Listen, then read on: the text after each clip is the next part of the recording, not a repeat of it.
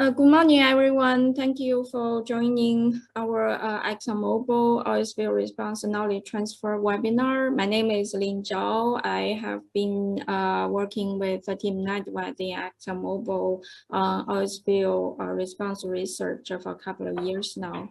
And today we invited Mr. David Dickins to give us a talk on oil spill response on ice. And my colleague Tim will introduce Mr. Dickens in a few minutes.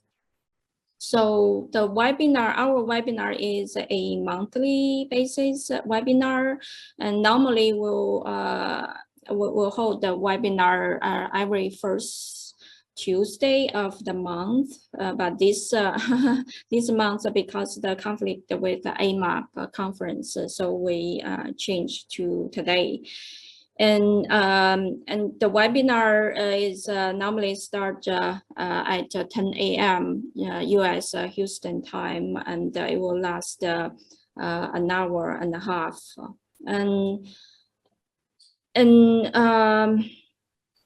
So if you have attended our talk before, you probably know the format. So our speakers will give 1 hour talk, and then we'll leave 15 minutes for questions after the talk. And if there are more questions to be answered, we'll continue to answer the questions live. And the questions can only be asked through Q&A button. And so the team and I, and also David, will go through the questions after his talk. And the webinar will be recorded, both visual and audio. And if you have any issues with the recording, you can send out the questions anonymously. And for July, because July is a holiday season, so we are going to skip July webinar, but the next webinar will start in August. So I think basically that's it. I will turn the floor to Tim. Thanks, Lynn. Yeah, first I want to say thanks to Dave. Thanks for everybody for attending. I think this is a worthwhile effort, and certainly Lynn and I have got a lot out of these webinars and learned a lot. But I also want to say thanks to David for, I know he put time in pulling these slides together. I think he enjoyed doing that, but I know it takes time to do that, so we really appreciate you doing that, David. And I think David and I have known each other for at least 18 years or so, and it seems like, except for the last few years, we've been together 2 or 3 times a year at a workshop or a conference, having dinner and things like that. So it's been unfortunate that we haven't been able to get together. So it's really good to see you and talk to you the last couple of days, David. So I'll quickly go through. I'm not going to read Dave's extensive resume. He has a lot of experience. He's the Arctic oil spill response expert, in my opinion, but David has over 45 years of project management experience focusing on environmental issues associated with offshore oil exploration and development and marine transportation in the Arctic. He started a company in Yellowknife. I didn't know that, in 1978. I don't know how you got to Yellowknife. He's worked on research issues related to cold water oil spill detection, response, and recovery for most of his career, and many large-scale field experiments with spills in ice and in cold regions. And he's going to go through a lot of that work in his presentation, so I'm really looking forward to it. But I'm not sure there's too many people that have that kind of experience, and we're fortunate enough to do that because we don't do these kinds of field experiments or field demonstrations like we did in the past. I'll tell you a quick story. David and I went to Kazakhstan together. Gosh, was it 2013 or 14? Or maybe it was earlier than that, 2012. And it was so funny. We flew. That was like the longest flight I ever took on a plane. And I remember, and we get to, when we fly that far, we all fly business class, so it's not like it's that uncomfortable. But I remember just being exhausted and getting up to get off the plane. I was just completely, everything I was wearing was wrinkled, as possibly wrinkled as it could be. And I look over at David, and he has, like, I think he took his shirt off and pressed it before he before we got off the plane. He looked like he'd just gotten come from a well-rested night's sleep. So it was a very, very impressive, but that was an interesting trip to Kazakhstan that we took. I recommend anybody going there. It's a different place. So with that, I'll turn it over to David. Thank you, David. Well, thanks, Tim, and thanks to Lynn also for arranging these webinars. I think it's a really great venue to share ideas and to meet old friends and to collect many memories. I do remember that story with Tim, and I don't have that shirt anymore. We used to call it my ironclad. As I said, I could go on a 10-hour flight and it looked like it was still pressed at the end of the day. I've never been able to find another shirt like it. But anyway, we'll move on to this talk because I have a lot of slides. And just before I start talking about oil and ice, I wanted to make the point that actually I've done a great many other things in the Arctic. The picture on the left is me in 1972 out on the ice pack north of Tuktoyaktuk. I did a lot of work over the years with Dome Petroleum and Canmar and Gulf Canada with their drilling programs in the Beaufort. I looked at shipping routes in the Arctic and off the East Coast. I got involved heavily in Arctic escape systems and survival. Here we are in the tank in New Hampshire, and the water temperature is -2, and we're floating around there for 45 minutes or so, testing suits actually for Tim Nedwed and the Sakhalin project. I did a lot of work over the years with hovercraft. This was an ex-US Navy landing craft over the ice in July at Prudhoe Bay at 50 knots with a 75-ton truck on board. It's a lot of really exciting projects, so I've been very fortunate. But today we're going to talk about oil and ice and leave this for another time. Before I start, I won't read all these names, but I just want to acknowledge that I've had the good fortune of sharing all these Arctic experiences with so many friends and close colleagues, people like Ed Owens, Ian Buis, Steve Potter, Al Allen, Lee Majors, Dagmar Etkin, Joe Mullen, and of course the team at Sintef, Ivar, Per Johan, Liv Guri, and it goes on and on. All of these projects are incredibly complex, and they really require a close-knit team to pull them off. And they're all, of course, I have to say there's no projects to talk about without the clients. So all of these companies that have supported this research through the years, including government agencies, oil companies in Europe, and I have to say posthumously, Canmar and Dome Petroleum, who supported a lot of the early work in the 1970s in the Canadian Beaufort. So today I'm going to talk about really 3 main topics, starting with oil and ice behavior, and then I'll move on to the sort of the core of the presentation, which is talking about 7 specific experimental spills in ice. I was involved in 6 of them, dating back to 1974. And then I'll end with some summary points. I try to keep the slides without a lot of words, and some of them are just to trigger my own thoughts. So I will not read everything word for word.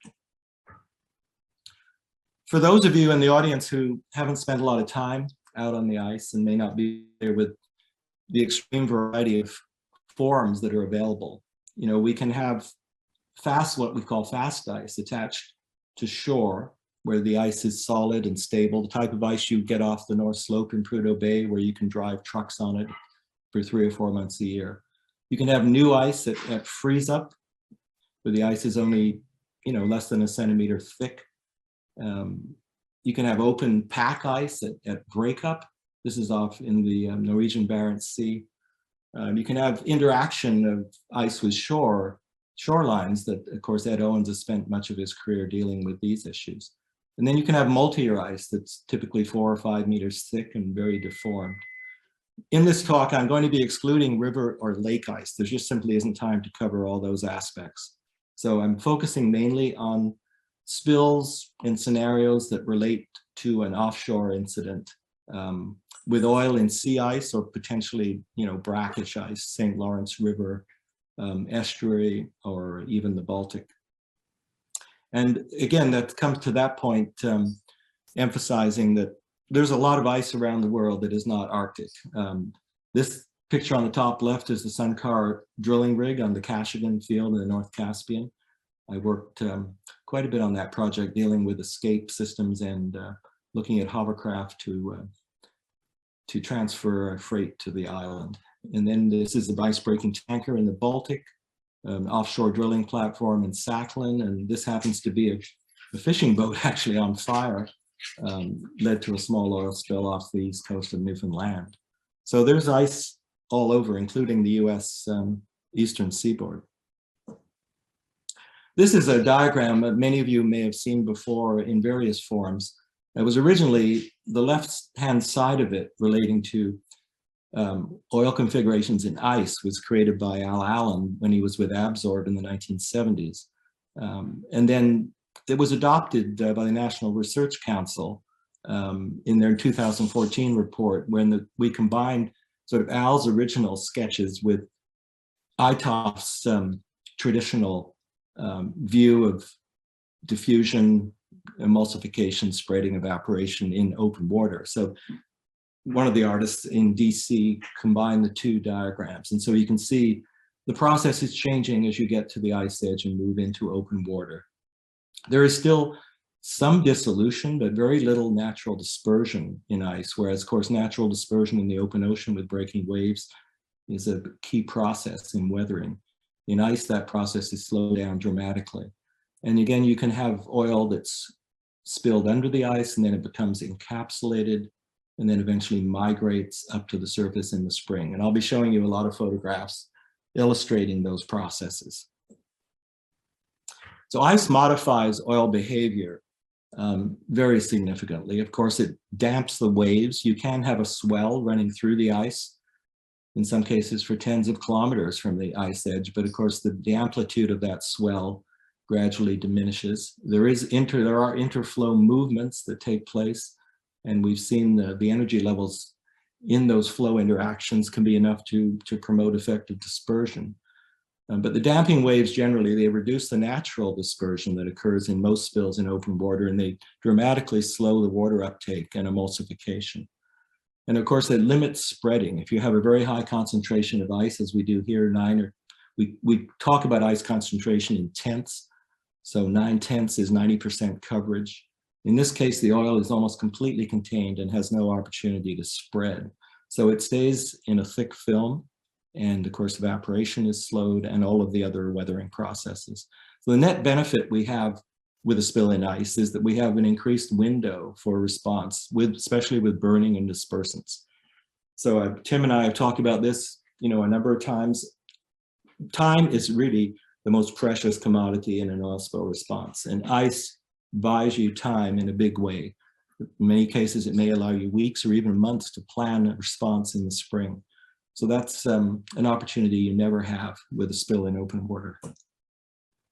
Two of the most important aspects in oil and ice behavior, I've talked about containment. Here's the main spill in the Sintef Joint Industry Project in 2009 in the Norwegian Barents Sea. And this oil remained pretty well contained in an area of no more than 100 square meters or so for a week before the ice cover loosened up and the oil was able to spread more readily. This is a picture I've used many times. I have to thank Al for that. I think this is one of Al's colleagues in some of the spills they did off Prudhoe in the 1970s. And it clearly shows this effect of having an ice-oil-ice sandwich where the oil is initially spilled under the ice, the ice continues to grow beneath the oil layer. And then when you take a big block, cut a block out like this months later, you will see it as a distinct contained layer in the ice. Now, containment under ice is very effective. This was a curve that was originally generated for the North Star Island EIS to demonstrate that a pipeline spill under ice would spread to cover a very small area. And this was based on a 10,000 barrel spill. And you can see that depending upon whether you're looking at really smooth ice in December or rougher, more undulating ice in April, you're really only covering an area of possibly 300 to 500 feet in radius. So that's 10,000 barrels in such a small area. Now, in contrast, if you look at that same volume in open water, it would be over 1,000 times the area. And instead of having a few centimeters oil thickness. You will have thicknesses in the order of a few hundredths of a millimeter potentially. On the ice, the similar effect happens. The large spills are still contained in a really small area. Snow is a very effective absorber, and depending on the surface roughness, you could contain, again, very large volumes in a very localized patch. In the spring, you have this migration process as the brine channels open up, typically in the Arctic in May. The oil, through its natural buoyancy, will rise to the surface. The heavy brine will leak out the bottom of the ice sheet, leaving these a network of continuous channels where the oil can quickly, in a matter of days or weeks, come up to the surface and be available for burning. I'll be talking about this project again in a few minutes, but this is a shot, I think it was late June, early July, and this was our base that we used for the project, the Canmar oil spill response barge. And this was just north of the drill ship anchorage at McKinley Bay off the Tuktoyaktuk Peninsula in the Beaufort. There's a lot of different aspects to spills in ice and the research that's gone on around them. We have crude oils under solid ice, experimental spills on shorelines, in broken ice, accidental spills, and all sorts of tank, basin, and lab testing. Some of these shots that you may recognize, I'm sure many of you in the audience may have seen these before. We're studying here the effect of oiling a beach on Baffin Island in 1981. I did the discharge systems for this project, and many people in the oil spill business that we all know were on that project, Don Mackay and Ed Owens and many others. This is Don Mackay actually perusing the effect of our oiling and seeing how effective it was. This is a shot in the tank at Olmsted in New Jersey, the more ice experiment. I won't go into great detail on that, but effectively tried to lift the oil out of the water, clean it, and put it back in. Don't comment anymore on the viability of that concept. The wave tank here at ACS, this is with Ian Buist and Lee Major back in the early 2000s, looking at rules of thumb for burning in oil and slush ice. And then, of course, there's accidental spills that have happened with shipping. One that stands out is the Godafoss in Oslo Fjord in 2011. And I'll talk about that again in a minute here. So today, the focus is going to be on large-scale experimental spills in broken and solid ice. I won't be able to cover these other issues in the time we have. But I did want to have one quick summary slide, which indicates some of the key vessel spills that have occurred in ice or remote areas going back to the 70s. Of course, we have the infamous Arrow spill in 1970, which wasn't specifically in ice, but involved 10,000 tons of bunker. That's a spill I know that Ed Owens cut his teeth on and went back for many decades, and still I think people are looking at the impacts of that spill. But if we look here at this table, the Kurdistan stands out in 1979, spilling 7,000 tons of bunker into very mobile pack ice. There was no cleanup, but there was a lot of studies done, and it was really a lesson in remote sensing how difficult it was to find the oil. The bunker tended to reside at depth in the slush, and it was very difficult to locate and track. There was a very unlucky tanker called the Antonio Gramsci, which actually managed to have 2 spills in the space of something like 8 years. The first one, 5,000 to 6,000 tons, of which only 500 were recovered. And the second one in Finnish waters, where they spilled 650 tons and only recovered 40. There was a ship in the St. Lawrence, which spilled 20 tons of bunker, the Saraband, St. Lawrence River. And I think what really stands out to me here is just how much ice had to be removed they did get 50% recovery, but to get 10 tons of oil, they had to remove with a clamshell bucket 1,400 tons of ice, which this goes to the impracticality of scaling up mechanical recovery to really deal with a large spill. It was an amazing effort to get 50% of that, but clearly not feasible at a large scale. And then, of course, although not with ice, the Salandangayu spill in Alaska in 2004, I think many of you in the audience could have been involved in that. And it was really a lesson in how challenging it is to respond to any spill in a really remote area. The Runner 4 in Tallinn, off Tallinn in Estonia, where there was no recovery. And the Godafoss really is a poster child, if you like, for what can be done if you're close to infrastructure near shore with mechanical recovery in freezing conditions. They managed to recover about 50% of that spill, which is a pretty impressive performance. This is a map showing the distribution of some of the experimental spills. Many of them, well, most of them, there may be a few missing. Starting back in the early 70s with the US Coast Guard off Port Clarence, and then another series of spills off just to the west of Point Barrow with McKinn and Glazier and Vance. And these publications are available on the web still. The spills that Al Allen and his colleagues did off Prudhoe Bay in the 1979-1981 period.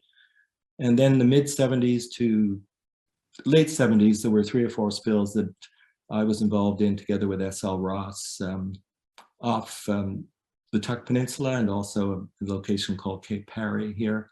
And I'm going to be featuring this, talking about this spill in a few minutes.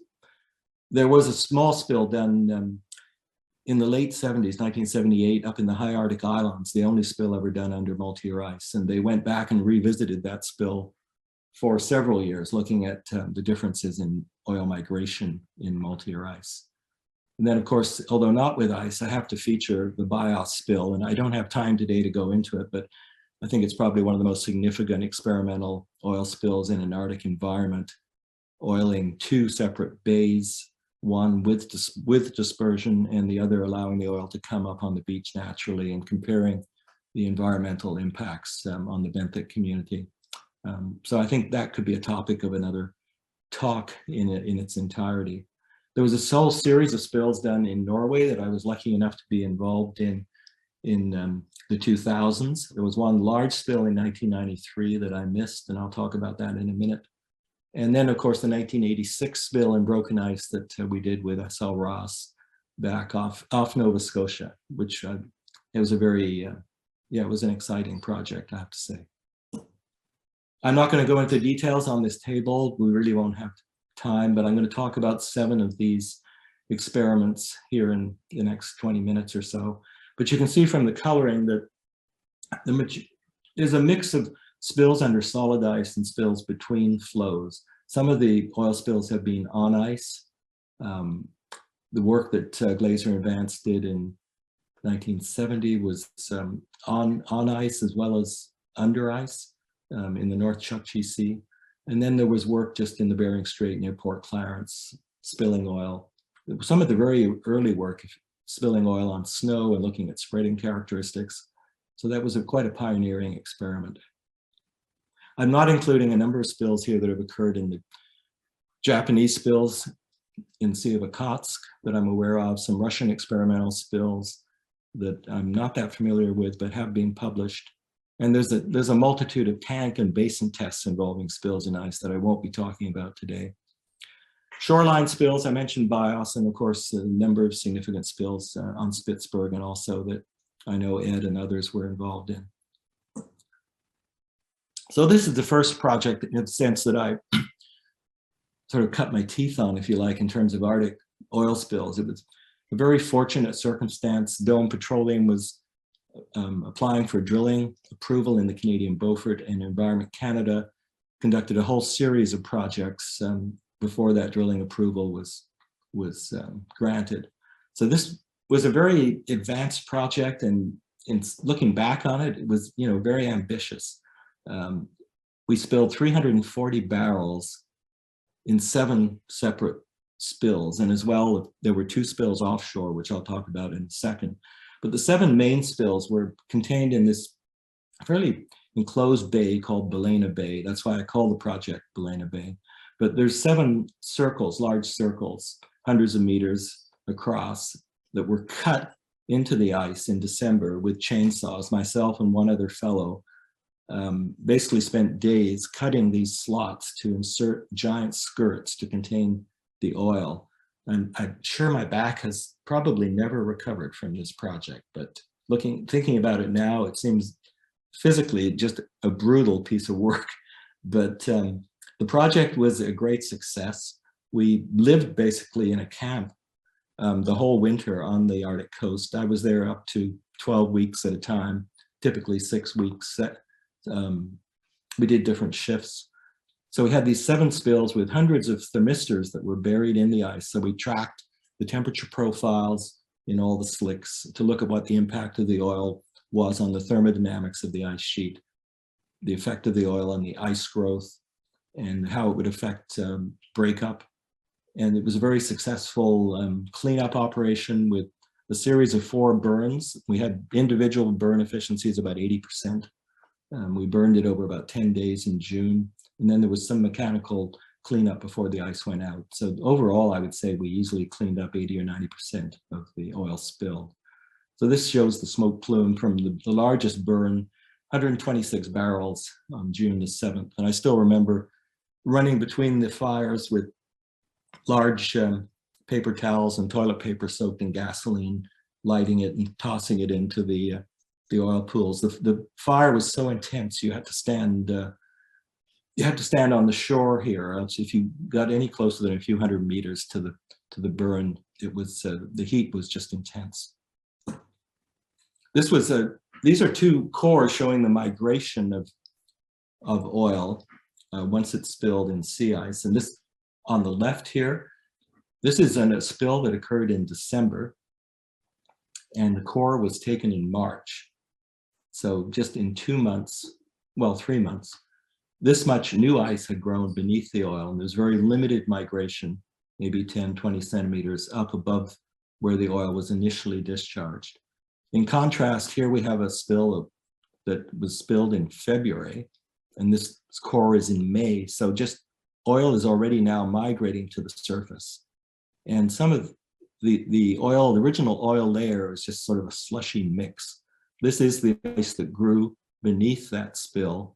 It was discharged in February. So you can see that the discharge that was done earlier in the winter, there was time to have a lot more ice growth under the oil. This was an offshore spill attached to that Baleina Bay project, about which very little is being published. And I was fascinated to go back and read it in the report. I hadn't looked at it in decades, but it was really quite an amazing experiment. It was totally uncontained. And even though the spills were small, we were able to get a permit to spill the oil with no direct plans for how we would clean it up. The current was fairly low, 10 centimeters per second. We wanted more, but that was the maximum current we could find. The ice was about 1 meter thick.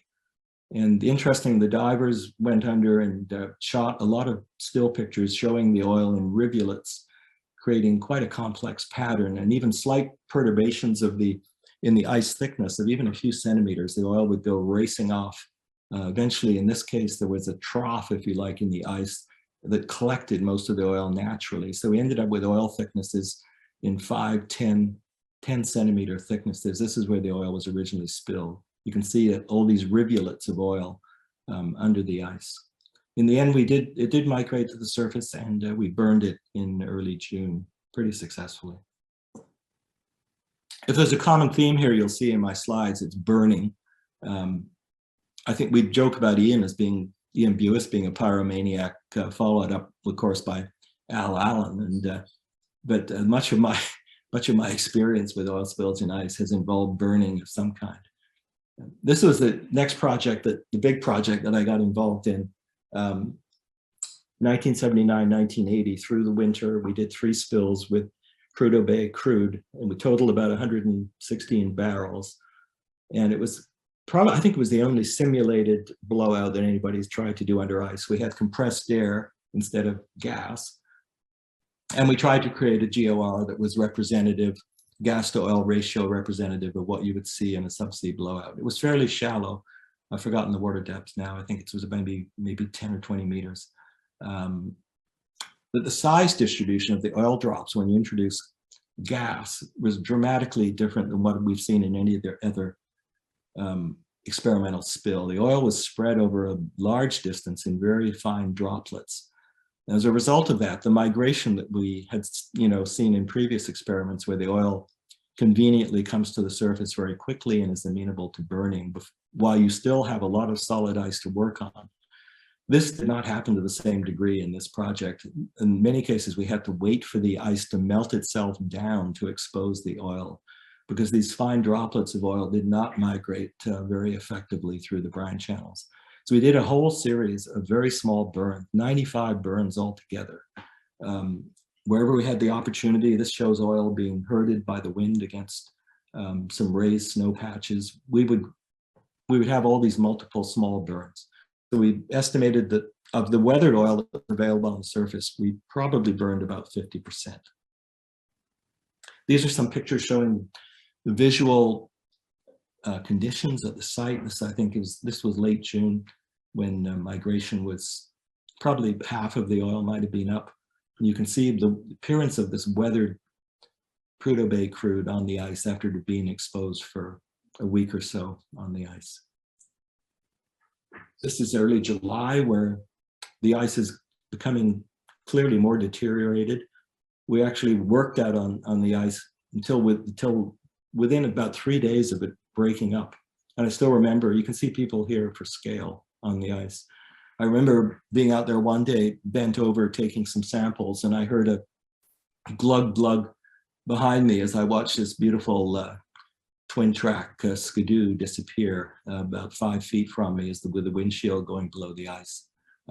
So we really did push the limits in terms of operating out on this rotting ice. This is burning, in early July, just before breakup.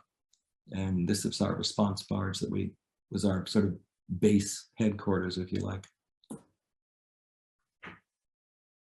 Now I'm moving ahead about 5 or 6 years to a crude oil spill in pack ice that we did together with S.L. Ross, funded by Environmental Studies Research Funds in Canada. This was, as far as I know, the first large experimental spill in pack ice. We had 3 spills, 6 barrels each, in a number of different ice conditions. We started close to the ice edge in a very dynamic state with 4 to 5 meter swells running. And then we moved further away from the ice edge and spilled oil in leads and a tighter pack ice. So clearly the presence of slush was the key factor here in limiting the spreading of the spill. And because the crude was relatively light, 0.86 specific gravity, it remained close to the surface. There was very limited transfer of the oil beneath the flows in spite of the environment, the wave environment, and flow interactions being quite dynamic. We observed no emulsification, and we had very effective burning. I'll show another burning picture later, but about 80% efficiency burning this thick oil rather, in the slush. And we use these results also to create a simple spreading relationship in pack ice, with the oil spreading expressed as a function of the coverage of the ice. I wanted to show these aerial views just to demonstrate how differently a spill in ice can look from different altitudes. This is the first discharge we did, and the picture on the left is in a helicopter at 600 feet. Picture on the right is at 3,400 feet, and the arrow points to the same flow. So you get a sense of just how the scale effect, it really influences how you view the spill and also your ability to even detect the oil. It's not that easy. I mean, we know the oil is here, and you can see the brownish patches of the oil in the slush. But if you didn't really know the location of the spill and you were covering a large area trying to find it, you can see the challenge. Again, this very dynamic environment. The ice was about 50 centimeters, 60 centimeters thick. We had 25, 30 knot winds blowing. And we were out there in Zodiac boats, merrily sampling. Looking back on it, really quite a high risk environment. Although it's not evident here, the swell is moving through the pack. And as I was drilling the cores, I'd be looking down to take the core through the flow. And the flows would literally be surfing down the swell. And so I actually got seasick drilling the cores, really nauseous. But it just, I just honestly can't believe that we were out there in these conditions, but we just got the job done. It was definitely exciting, I have to say that. This is some of the sampling we did. You can see, although the oil did not go under the ice, a lot of it got transferred on top of these pancakes.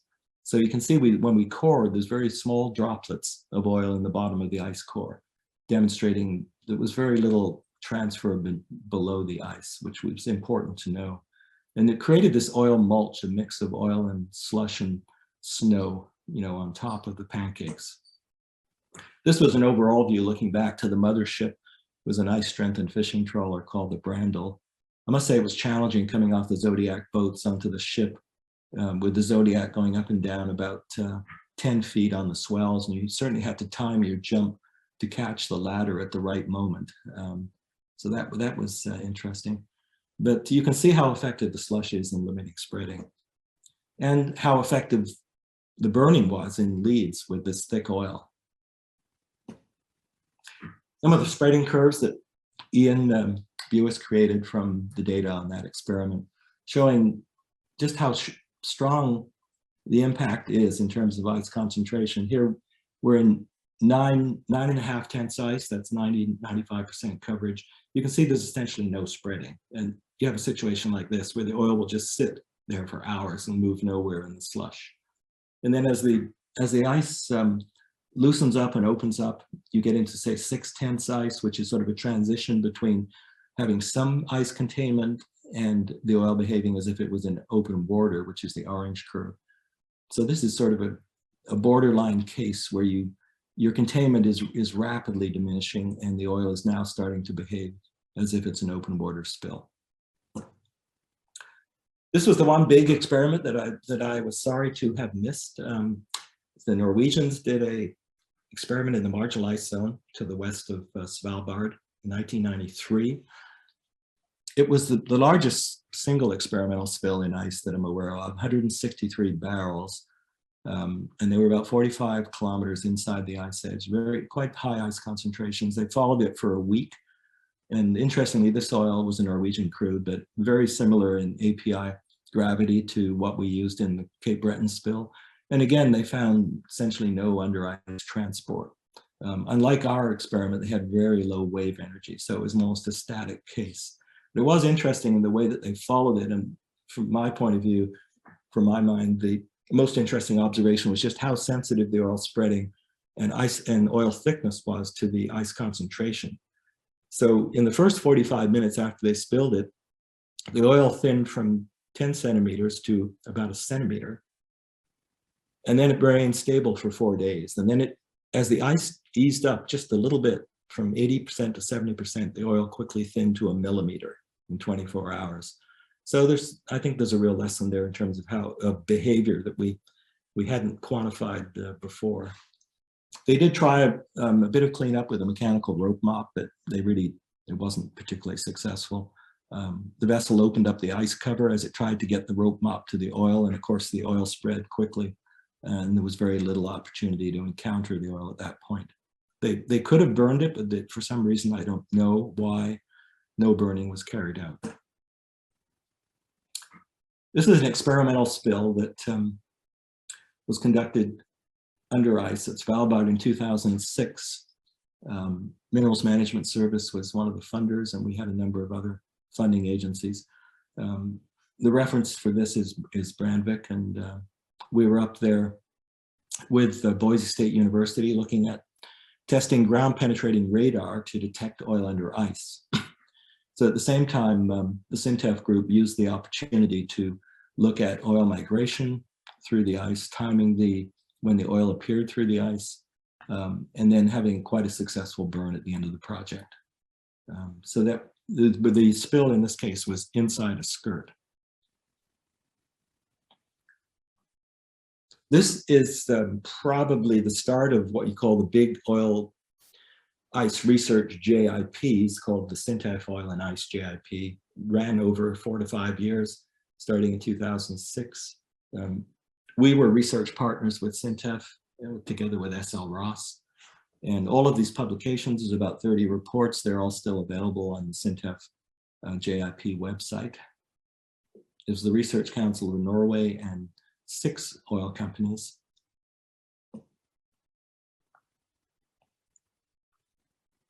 Just a second.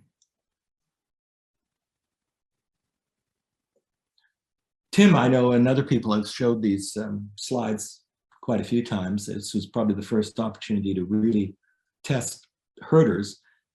It was herders in ice, but in fact, it was really herders in open water because it was a large polynya between the flows, sort of almost like a lake inside the ice pack. But it was a fascinating experiment. I took these photos from the helicopter while Ian Buist and Steve Potter were on the ice edge, tipping over the barrels of oil. They're relatively small spills. We did one trial run with just 100 liters, and then the main spill that we used for these photographs was 600 liters of oil, about 4 barrels. So this picture on the left shows the extent of the spreading of the oil. There's a slight wind blowing off the ice, spreading the oil out. In this case, the oil had been allowed to spread naturally for about 15 minutes, and it was estimated at about a half a millimeter in thickness. And at this point, we applied, or Ian and his crew applied 3 liters of herder by going around the slick in the mob boat and using a normal garden sprayer to spray about 3 liters of herder. And the estimated slick thickness, that's a bit of a mind bender. After 9 minutes after applying the herder, it had increased about 1.5 millimeters. At that point, we had a 9-minute burn, which at the start of the burn, the oil was already up to 4 millimeters. So we've gone from 0.5 millimeter to 4 millimeters, and we ended up with a burn efficiency of 90%, which was quite impressive. And this is a view of the burn from the helicopter. The Syntec JIP encompassed a lot of different projects. And during the same cruise in 2008, where we did the herder spill, they tested a lot of these different skimmer types by Lamore and Framo and other companies, brush drum skimmers, different types of skimmers in slush. In this case, a skirt was put out alongside the vessel, and ice was transported, the boats went out and collected the ice and filled the skirt, and then the oil was spilled inside, and then the skimmer was dropped into the mix. And there's probably, as I know Tim and other people know, I'm not a fan of mechanical recovery, mostly because I don't believe, at least for large spills, I don't believe it's an effective response tool. Certainly in harbors and small spills, more contained situations, it can be very effective. But here we see a situation in the Baltic with, one of the Finnish oil spill response vessels, and demonstrating what I think are the fundamental problems of trying to mechanically recover oil in ice. And I could also expand that and say the fundamental problems of trying to recover oil in open water as well, but let's stick to ice today. And one of the fundamental reasons is the limited swath width. In this case, this is a device called the Lamore Oil Ice Separator, which is attached to the side of the response vessel. And it's in concept, it really works quite well. The oil comes in, the oil is, instead of trying to lift the oil out of the water, the oil is depressed, and there's a vibrating grate inside this system that shakes the ice. The oil floats free and then is taken up by the skimmer. So it has proven quite effective, and I believe it's still operational in Finland. But again, you have a width of encounter of only maybe 5-10 meters at the most. And the other aspect is the access to the site. There's very limited ability to not only access the site in the first place, but once you're there, for the oil to access the skimmer, because as we've seen in the pictures earlier, it doesn't take very much slush to completely block oil movement. So you can have the oil literally sitting, a meter from the skimmer and no way to get it there. So the whole issue of cleaning up oil in ice mechanically is very problematic. It can be done successfully, as the Norwegians demonstrated. If you have a spill site that's conveniently close to infrastructure where you can get heavy equipment in, road access and so on, you can actually make it work. Or if you have a spill, say off Prudhoe Bay in solid ice, where you can have roads and dump trucks and graders going out to the spill site. But offshore in moving ice in a remote area, it's really a non-starter. This was discharging the main spill in 2009. This was the following year after second cruise as part of the SINTEF JIP. We used the Norwegian icebreaker Svalbard. And this was a 7 cubic meter, 43 barrel spill. And again, the ice concentration was quite high and the oil was effectively contained for days or more than a week. Actually, it spread no more than a few hundred meters. Eventually it was dispersed. I'll come back to that slide in a second, but it was dispersed with a spray arm, an articulating arm that SINTEF had designed and constructed so that they could maneuver it over the side and spray the dispersant on the oil between the flows. At the same time, they used the prop wash from the man overboard boat, motorboat down here to encourage the dispersion. So it was very successful. I'll come back to this slide because it broke up the chain of thought there, but this demonstrates a really valuable data set that came out of the SINTEF project, which looked at the weathering of oil in different ice concentrations. And these curves here in high ice concentrations, very low ice concentrations, show a very rapid water uptake, which we've got used to looking at open water. This is 0 to 50% ice cover. So you can see literally in a matter of, minutes to an hour or less, you're taking up 70, 80% water and dealing with emulsified oil. Whereas you move down here and look at the red and the yellow curves in 70 to 90% ice, you see that the water uptake is slowed dramatically. So now it levels off and you could be waiting days and days and still only have maybe 30, 40% water uptake. So the lab results agreed quite closely. In this case, the red curve was actually measurements, or the yellow curve was measurements made during the actual field experiment, and these were made in the lab at SINTEF's basin in Trondheim.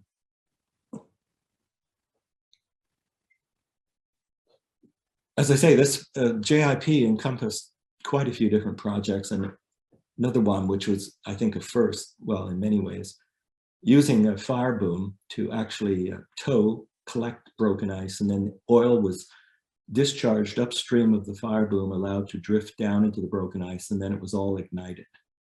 We did 2 or 3. This was managed by S.L. Ross and Steve Potter, and it was very successful. 90–95% burn effectiveness. Each spill was about 25 barrels. And this is all published in a paper at AMOP 2010. This was a spill, another spill associated with the SINTEF JIP. This was at the SINTEF research facility at Sevilla on Svalbard. And in this case, fairly small spill, 380 liters of crude oil in a small patch and then covered with snow. And then we flew with a ground penetrating radar with the helicopter. This was Boise State University. There was my colleagues in this project, and they conducted these radar experiments, which demonstrated that very effectively that the attenuation of the radar signal was almost complete over the oil versus the control sample where we had the snow, it's on snow and the upper ice surface almost completely transparent to the radar energy. So you can see the absence of a radar signal, or the almost complete attenuation, clearly shows the presence of the oil.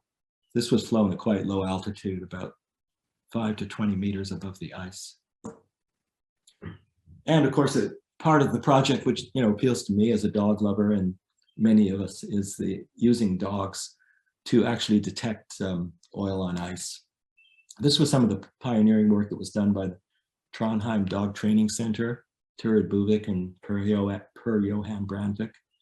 They took the dogs, these trained dogs, 3 of them, I believe, up to Sevilla, Svalbard. And this is a picture of them in the waiting room, I think, at Tromsø, waiting to board the flight to Svalbard. This is Per Johan's Dachshund, Tara, on the ice with a GPS. All the dogs had GPS tracking systems. And the very small amount of oil was actually implanted in the ice. And in many cases, the dogs detected the oil from distances of 3 or 4 kilometers downwind and tracked to the oil. There's a whole lot of these GPS maps showing the dogs taking different routes and all ending up at the oil. It's really quite fascinating. And a lot of this work with dogs, of course, has continued. Ed Owens has used them very successfully in the last few years, doing scat work in Saskatchewan on the river spill. And of course, I know Ed has also participated in a number of other trials, which have proven conclusively just how effective dogs can be in helping us detect oil in a wide variety of environments. I'm just going to talk briefly. I know that time is running out, but I think we're doing okay here. I could go on for hours talking about the Arctic Response Technology, JIP. This was 9 companies, about $23 million over a 5-year period. It just wrapped up in 2017. There's a few pictures here, many different activities associated with that JIP. There was a complex tank test of sensors looking at oil and ice using the facility at the Cold Regions Environmental Lab in New Hampshire. The flume tank at Plymouth University, I think this is CJ Beagle-Krause, if I'm not mistaken, looking at dispersant resurfacing under simulated, different simulated ice roughnesses. Then a project that, as part of the JIP, that Tim and I were fortunate enough to go out on in 2016 in the Norwegian North Sea, but between Norway and Scotland, looking at spilling oil in the open ocean, herding it, and then burning it. It was quite a unique experience. And there was field work up at Svalbard, looking at issues like turbulence levels under ice. A lot of unique data sets. Altogether, there were 6 technical areas, something like 29 reports, 19 conference papers, 12 peer-reviewed journal articles. There's a huge amount of material generated from this JIP. So there was a lot of comprehensive state of knowledge reports issued on remote sensing, in situ burning, dispersants in ice. So if you want to get caught up on everything we know about these subjects, these reports will do it. And they're all available publicly. There was a large database created to look at Arctic environmental effects. And it was the first, as I said, the first ever field basin test of aerial herders and burning. I don't have a picture of that here, but there was a large test basin constructed about the size of a football field outside of Fairbanks. And the first time that herders were applied from a helicopter and then followed up with a helitorch. So the whole operation of burning was deployed aerially, and so that was actually, I think, a very impressive demonstration. There was modeling done on subsea dispersant injections, dispersant effectiveness, and a lot of work done on trying to improve trajectory models for oil and ice. And there was a remote sensing field guide created for responders at the first time that anything like that's been available. Alan and Robert Watkins worked on this, and this is an illustration by Ron Ellis that worked on that project. And we had a number of different scenarios that they portrayed in terms of the effectiveness of different sensors in different conditions, trying to relate whether a sensor would be likely to succeed or not likely or probable. And so in this case, we have a whole variety of different sensor systems that have potential. There is no shortage of material on this topic. If we go back and over the last 20 or 30, 40 years, there's literally hundreds of papers at different conferences, at AMOP, the International Oil Spill Conference. But I featured, I think here, a number of major compilations that have come out in the last 10 years, starting with a large report that was created for the American Petroleum Institute just prior to this latest JIP beginning in 2012, sort of summarizing the state of the art for spill response. There's the summary report on the SINTEF JIP. There's a synthesis report that we wrote, that I wrote, basically trying to encapsulate all the findings from the Arctic Response Technology JIP.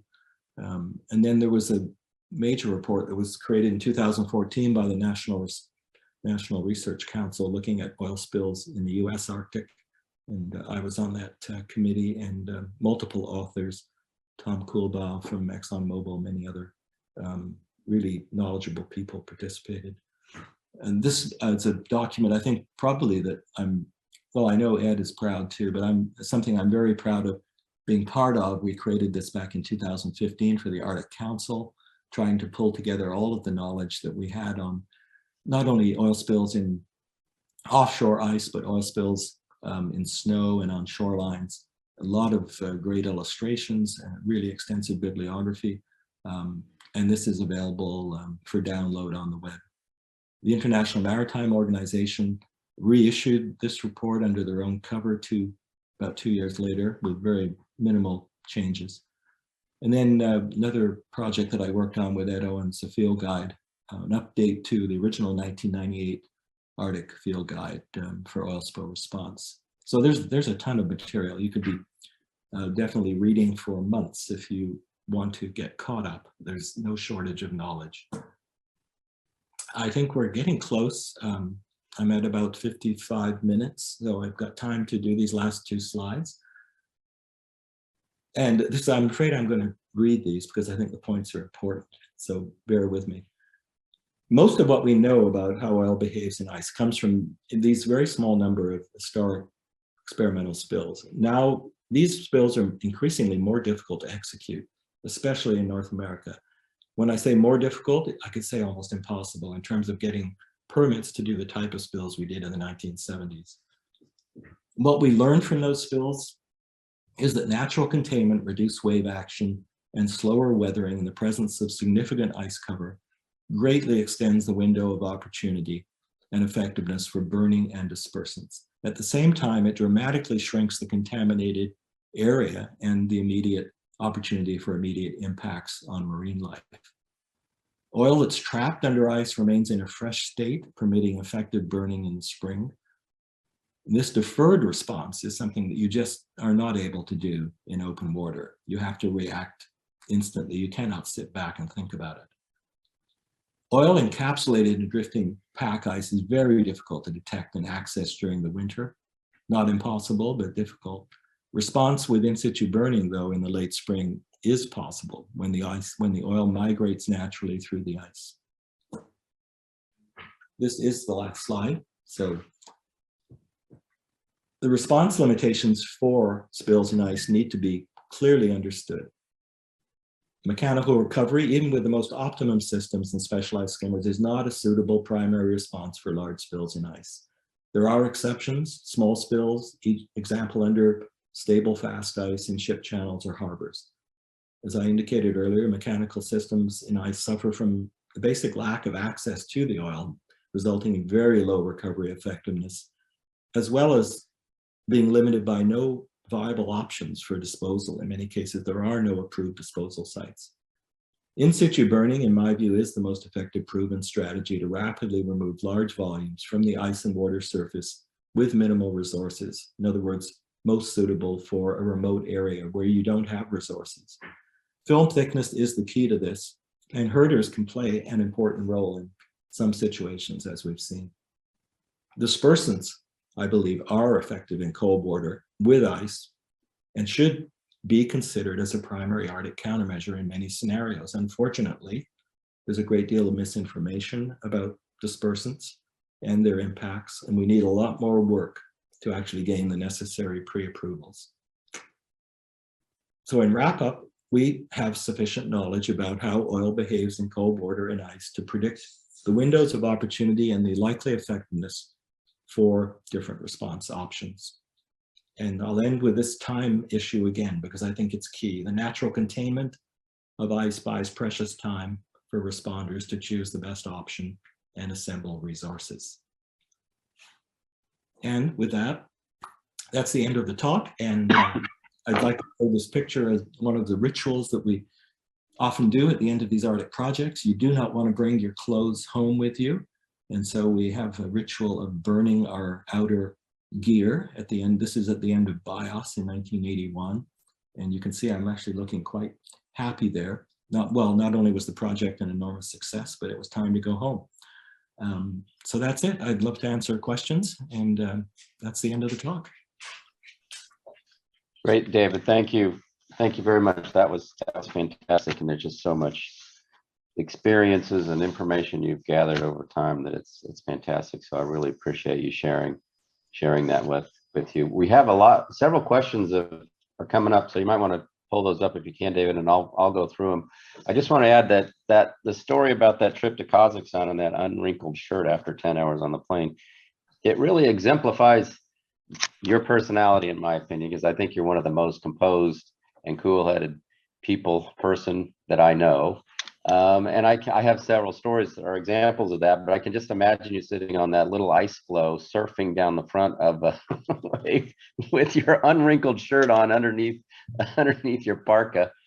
And I can imagine me trying to do that. I would have been off of that thing, and like the job can get done some other time, but you are out there calm and cool-headed, and I know I would be just the opposite if that was me. So I want to add too that I think, I'm going to give you some compliments here, but you're one of the best speakers, and your style is fantastic, but you're also one of the best writers too, and I've recommended you for that capability. I'm getting a very big head here, Tim. I wanted people to know that because it is deserved. Thank you for that. Let me just say, I hadn't seen. Yeah, go ahead. No, I was saying if you keep on, I may not be able to get my head out of the door. It's deserved. We'll go through the questions, but I always take the privilege of asking a few questions at first here. But it struck me that last time we had Dagmar Etkin describe the challenges of kind of trying to mechanically recover oil offshore, and that it's just really 2 to 6% is the average recovery for any offshore spill that's more than a few kilometers from shore and more than a given size. But comparing those examples that she has of those offshore spills to your examples, I hadn't seen those examples of the amount of oil you were actually able to recover in some of these spills, and they're different. They're near shore and they're in ice. But it's always been a challenge kind of getting people to understand these basic things, right? One of my key talking points is, when I talk about oil spill response, is that speed is the key to oil spill response. That's really the key to open water oil spill response, but it's not necessarily the key to oil spills in ice, and it really kind of turns the table completely, right? And allows equipment and personnel and everything else to meet it. Even though this isn't a remote, it can be in very remote areas. The fact that the oil might stay contained for days even, right? But weeks or even longer means that, an effective response can be put together in a place that is certainly extreme from weather and just infrastructure environment. So that speed is the key. Is not necessarily the case, and it's really important for people to understand if we're going to try to advocate for offshore marine transport and everything else in these ice covered environments. So that difference between the data that you showed and the data that we had last time with Dagmar is kind of striking. How would you like to do this, Tim? Do you want me to try to start to read the questions and then? If you want to do it, or I can do it, it's up to you. Let me go ahead. That's how we've been doing in the past. You can see Keith Pike, he sent me a note. He had to leave, so I'll relay your answer to him. But he says, I now understand that the spill on ice buys you time for response, which can be considered an advantage. Am I right to think that oil on ice is more visible than oil in open water? So can cause more public attention. So therefore is a disadvantage, right? What is your experience on media public attention? Any changes in recent years in social media?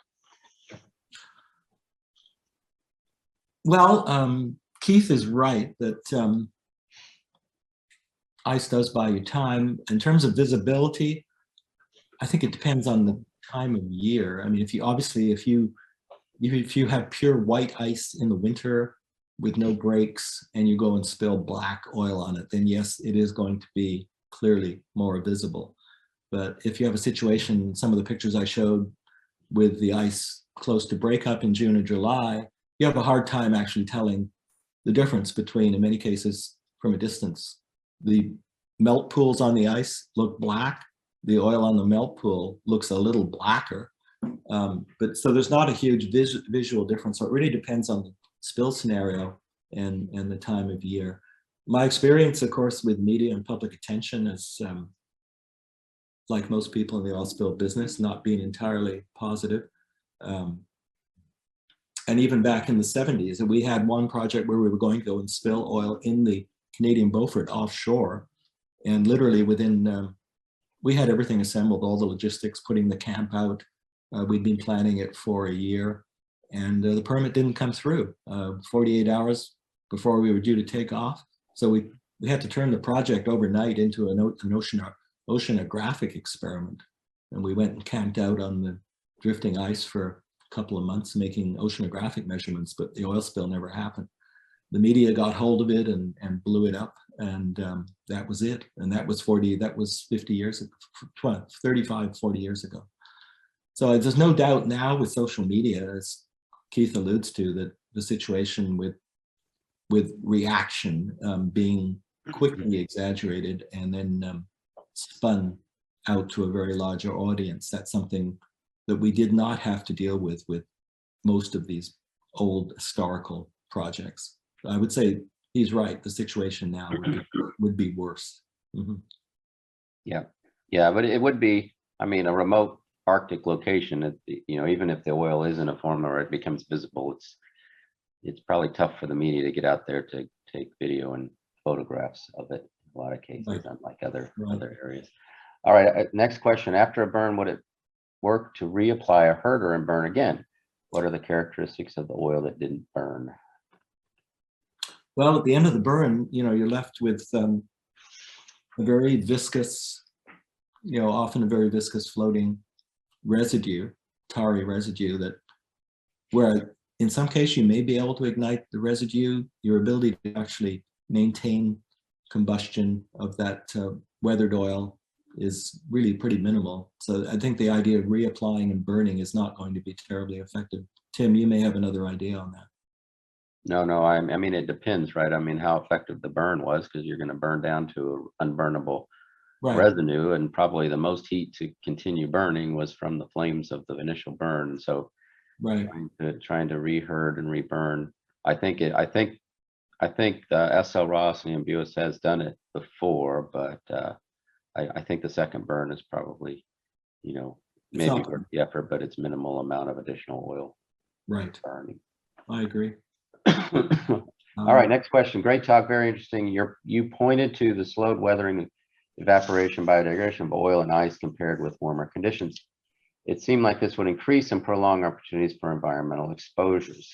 Can you comment on the implications for exposure of aquatic organisms in an ice spill situation versus a warmer water spill? Well, for a start, I'm not a biologist. I think it's a really complex topic. You could argue that having a spill in open water and allowing the oil to weather at a rapid rate, at the same time you have natural dispersion, which is potentially impacting organisms in the water column, whereas you don't have that with the oil and ice. Assuming that you have an effective response strategy to deal with the oil and ice, I would say that you're better off. Of course, if you have not managed to develop a strategy and just allow the oil in the spring as the ice melts just simply to go back into the water column, then of course at that point the oil is still fairly fresh because it's been contained in the ice. So the whole weathering process then would start up again. It's almost as if you turn the clock back, and that oil then is a spill in open water at that point. My sense is it would be a wash. I don't think it would necessarily be worse. It may not be a lot better at the end of the day, but I don't think it would necessarily be worse. Mm-hmm. But that's, as I say, I'm not a biologist. So I mean, I agree. Look, organisms that are near that spill are probably in trouble. They're organisms near any surface slick are going to be in trouble, regardless. But comparing it to an open water spill depends, right? If you have a non-persistent oil that evaporates and naturally disperses, maybe the overall kind of impact to the environment is less from that. But the other thing is you have a persistent oil that emulsifies and lands on shoreline and provides, a long-term source of these contaminants to the nearshore environment that in a lot of cases, especially outside the Arctic, but in a lot of cases is the location with the highest kind of biodensity, right? So the greatest number of critters that can be impacted. So I think it depends on the scenario, but not if it's not a persistent oil, it would probably be better for it to be in open water and just evaporate and disappear. Yeah, one aspect that I didn't mention in the talk is that in many Arctic areas for 9 months, 9 months of the year, the oil cannot contact the shoreline because you have this fringe of fast ice attached to the shore, and so there's no way for the oil to penetrate that barrier. You could see that. I could see it as an advantage. And as Tim said, you're keeping oil off an area that in many parts of the Arctic, they'd be used for bird habitat and nesting, breeding grounds in the spring and summer. So if you had a spill in open water near shore, it's almost unavoidable. You're going to get massive impact on the shoreline in many cases. So I think that protection offered by the ice is a positive thing. Yeah. Okay, here we go. Next question. As always, outstanding presentation, says Al Allen. Could you comment on the role of ACVs for response on ice and perhaps underwater systems for the detection of oil under ice? And I'm not sure I'm exactly confident what an ACV is, so you might want to define that in this. Well, I started working with air cushion vehicles actually when I was still in university in 1969. We used an air cushion vehicle to go to different research sites looking at permafrost research in the Mackenzie Delta. And then I continued after that looking at air cushion vehicles for a whole host of different applications, including oil spill response. In the late 70s, I did actually the first study I'd ever done after I started my company was looking at using ACVs for oil spill response. And they offer huge advantages in terms of being able to access sites that you otherwise couldn't get to safely, where you may not be able to get through the ice with a vessel. We did demonstrate that when I managed a scientific program in the early 80s for Ohio, where we took this, I think I showed a photograph of it, this massive 16,000 horsepower landing craft, air cushion landing craft. We leased it from the US Navy and took it to Prudhoe and did trials through the winter and into the spring. And to see that craft in July, going over the rotting ice, at 40 or 50 knots with a huge payload, 75-ton payload on board, you couldn't help but see the potential for a vehicle like that to assist in an oil spill response. And the Canadian Coast Guard, particularly on the East Coast, they've had a hovercraft base in Trois-Rivières in Quebec for many years. And they've used their craft actively on a number of oil spill incidents, moving crews onto the beaches and then removing oily waste at the end of the day and taking the crews home. It's been very effective. The underwater, and then I'll try to jump to underwater systems for detection of oil under ice. Well, there are a number of sensors that actually showed promise in the tank tests that were done as part of the latest JIP at the facility I mentioned in New Hampshire. And the three sensors that came out of that with the most promise was upward looking sonar, either single beam or multi-beam, low light level cameras, and laser fluorosensors. And at the moment, I think Bessie is actually, there is a request for proposal out, and we will be submitting a proposal in the next month or so with SL Ross to look at a test program that could actually explore some of the potential of these sensors, looking at not only oil under ice, but oil on the seabed under ice. I think possibly tied to the Dilbit spill that happened in Yellowstone 4 or 5 years ago. I think that could be the motivation. Okay, let's go on. All right, thank you for the great presentation. When burning oil in ice, how do you calculate, measure burn efficiency? Do you collect, gather sinking oil in these spills? Yes, the residue was collected. In fact, the spills that I talked about, the residue can be collected and weighed. And that's how the herder effectiveness was estimated, for instance. And at the same time, the area of the spill, we knew the volume. And you can do some fancy things with oblique photographs and turn them into vertical photographs, convert that to area, and have a pretty good estimate of what the starting film thickness is. You know the burn duration, so you get the burn effectiveness, burn efficiency, and if you know the residue left over at the end, you know what the overall removal efficiency is. Yeah, there's some pretty straightforward tools, and you've probably been instrumental, and you and Ian and Alan probably been instrumental in developing these methods of calculating that. But if you know the area of the burn and you know the length of the burn, we know what typical burn rates are going to be, right? So you can estimate. And then if you have the luxury, which you would during a field spill, a purposeful spill, you know the volume that you put out there, right? It's different if you don't know that, I guess. Okay, here we go. You hinted briefly at the safety risk of responding to oil spills and ice, which is obviously a dangerous environment for humans. Can you elaborate more on how the associated safety risks, as well as the physical barrier created by the ice influence the opportunities for response and overall logistics? Is that an issue? Well, safety is obviously a huge issue. And I think our view of safety, worker health and safety now, is dramatically different than it was back in the 1970s, 1980s. And I do feel that a lot of the projects and a lot of the activities that we undertook to successfully carry out these projects would probably not pass muster in 2022 for a number of reasons. I do not personally think we took huge risks, but I think the whole concept of risk has changed in society in the last 30 or 40 years. I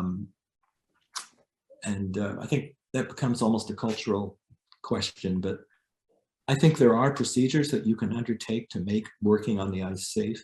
And Alaska Clean Seas, I have to put a shout out to them, because they clean up oil spills in these very dangerous, harsh environments. They do it for a job. It's their job, and they have to respond regardless whether the wind's blowing and it's 40 below in January. They've developed safety procedures to ensure that their responders on the North Slope are not exposed to excessive risk. So it can be done. It needs standard operating procedures and frequent breaks, and looking for hypothermia and all those things, as well as understanding the ice itself in terms of the loads it can carry, and whether it's actually can still sustain having equipment and people out on the ice safely.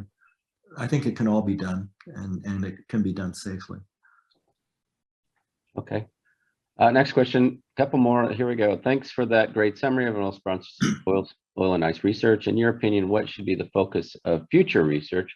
Are there any remaining research questions that have come to your attention involving the fate and effects of oil in ice or Arctic waters? Well, there'll always be a need for more research. I still feel that the whole concept of detecting oil, if you don't know where the oil is, you won't be able to obviously develop a strategy to respond to it. I think the greatest challenge would be having oil trapped in moving ice through a winter, and having to track that oil and find out where it is when the oil is going to migrate and become accessible, say, to burning in the spring. Right now, our ability, although our trajectory modeling is better than it was, the ability to actually track that oil over months and potentially hundreds of kilometers of ice drift, it's extremely difficult. The Finns found this in the Baltic with they used one of the tanker spills in the Baltic, and were able to track the oil parcels through an entire winter. And it was really amazing to see this oil slick that was at one point, at the time of the spill, was quite consolidated into a small area, and at the end of the winter was spread over a huge stretch, over literally these individual oil particles or oil parcels were now spread far and wide and separated by many tens of miles. So I think detection and tracking is the real challenge. I think we know In terms of burning oil in ice, I think our understanding is really very good, and I don't believe there's a huge amount we need to do. I think in terms of how we could apply herders operationally and make them more effective and have them as part of the response package, I do think there's a lot of work still to be done there, and I know Tim is leading the charge in that area with some of his new systems. All right. Last question, unless somebody else Oh, I'm jumps sorry. in. Before I leave that, I did allude to that in my slide. I think there is a great deal of misunderstanding about dispersants in an Arctic environment. And I think this may not be so much research as an education opportunity in terms of actually being able to communicate what the net environmental effects or benefits are of dispersants not only in an ice environment, also in open water, but in the Arctic, it appears to be even more of a sensitive issue. I think that's something that right now we only have 2 or 3 tools, and if mechanical is off the table, adding dispersants to the mix and having it accepted as a viable response tool that could be approved in an actual spill situation, that would be a huge advance. Yeah, I mean, for that, I think the research should be along the lines of developing better ways of communicating what we already know, and then maybe understanding kind of human psychology in figuring out how to more effectively communicate, understanding that there's kind of this reflexive response to any tool that doesn't actually pick the oil up and put it back in a container. That's the challenge. And so communicating some of the things that you discussed very well today is key, that because everyone wants mechanical recovery, everyone wants the oil to go back into a container, but the impossibility of doing that is really the heart to understanding that you got to open up the aperture, right? And so I think the research needs to be more along the lines of better communication and methods, and maybe understanding some aspect of kind of group psychology that makes make communicating these fundamental things a challenge for us. I think that's why it's important to go back to some of these older experiments like BIOS, because there were lessons that came out of that project that are just as applicable today and really could aid in that communication process. And the old, if you even mentioned now thinking about using dispersants in shallow water, you're viewed as slightly crazy. But BIOS demonstrated that the environmental impacts of using dispersants near shore even could be better, or certainly no worse than allowing the oil to come up on the beach. Yeah. So there's an awful lot to be learned there. And I think the tropic study gives the same comes to the same conclusion. So I agree with you, but that's very challenging to communicate that's or even to get people to agree with that kind of fundamental stuff, even when you have the facts. All right, last question. One of the classic ways to remotely detect oil and water is through observing differences in surface roughness. Does ice change this at all? And are there other ways which are more suitable? For example, thermal cameras. Well, no, I think in terms of damping the wave action, clearly there's still some surface roughness, and even between the ice flows in a pack ice environment with the wind waves, on top, and spilling the oil in that environment is going to be very similar to changing the surface roughness in open water, and so you will see a large difference in reflectivity. Thermal cameras, they have been used successfully. They were used on the 1993 project, and we did try them a little bit in the Syntef JIP, and you could clearly see thermal differences, especially where the oil had there was some opportunity for solar heating, especially in the Arctic, with long days in March, April, May, and into June, with the oil on the surface, and we did measure this, can easily be, I measured the oil film temperatures at Balaena Bay were, in the neighborhood of +10, +12 degrees centigrade. This is on a day that was, where the air temperature was right at freezing. So clearly there's a lot of opportunity there to use thermal cameras. Yeah, no, they do have potential for sure. Yeah, I just suggest that oil in leads between ice flows, and maybe you have even the greater contrast of the white ice to the oil. That's not necessarily our big challenge. It's for the oil industry, right? When we were doing oil spill response and ice, what drives contingency plans are these worst case spills, right? Which are well control issues where oil might come up under continuous ice. That's where the big challenge is for remote detection, right? When you got you might have a foot of ice over the top of your oil, and then the oil gets contained in the reverse Oreo sandwich. That's where the challenge is, right? And most of my career I've spent looking at these very worst case situations. As Tim said, worst case blowouts, subsea, under ice. And that was really the core of a lot of what I did when I was at Chevron, looking at ways to deal with that. But there are techniques, with ground penetrating radar, which we demonstrated through a lot of research. We had a lot of joint industry projects that I ran looking at the potential of GPR to actually detect oil layers in ice quite successfully. So there are ways to do it. I'm not saying it's easy, but yeah. All right, we got one more question that just popped up. As the fuel oil contains quite a lot of large hydrocarbons, boiling points greater than 500 degrees C, and density heavier than water, would you elaborate a bit more of the burn residues? What weight percent of residue remains, I guess, and what's the risk of sinking? We don't have a lot.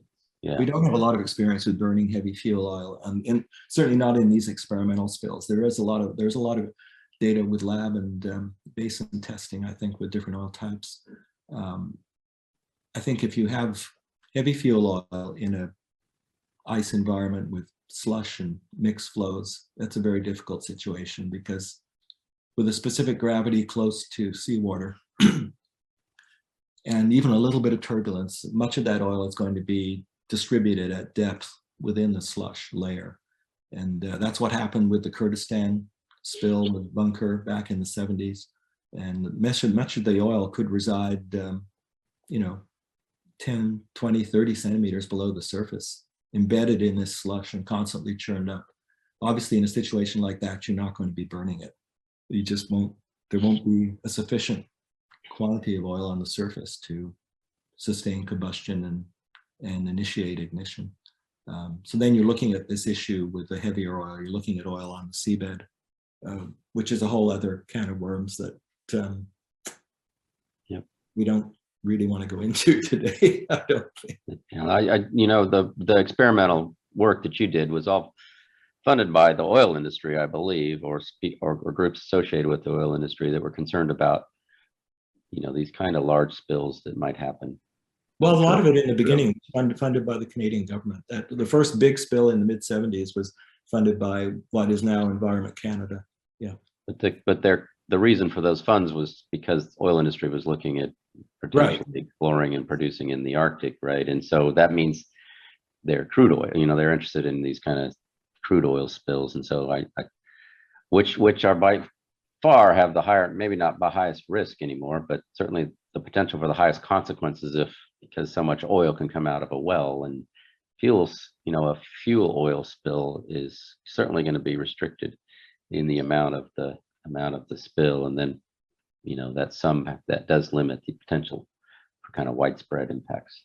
Yeah, my experience has almost all been with crude oil, and of course there's always a serious risk of spilling a lot of oil through a breakup of a bulk carrier, and I think the Arctic is moving towards a lighter weight fuel oil. I'd say the risk, there's far higher risk in the Arctic of a fuel oil, some kind of transportation fuel spill, because there's not much production of crude oil in the Arctic or transport of crude oil in the Arctic, but vessels go into the Arctic, right? And that's certainly where the highest probability of spill is right now, and probably will be for a long time. All right, well, we've come to 11:30 and we have some people that have stayed with us the whole time, so I thank them. As Lynn said, we're going to skip next month just because of summer break. So we're I guess we're still trying to define who's going to be speaking in the next one, Lynn, or have we yet for August? We haven't. So Yes, we're still searching for speakers. We'll get together and figure who that person will be. But David, thank you for taking the time, and I really enjoyed your talk. It brought back memories of some of the things we've done together, and I appreciate that, and I appreciate everyone taking the time to listen. So with that, we will sign off and see you in a couple months.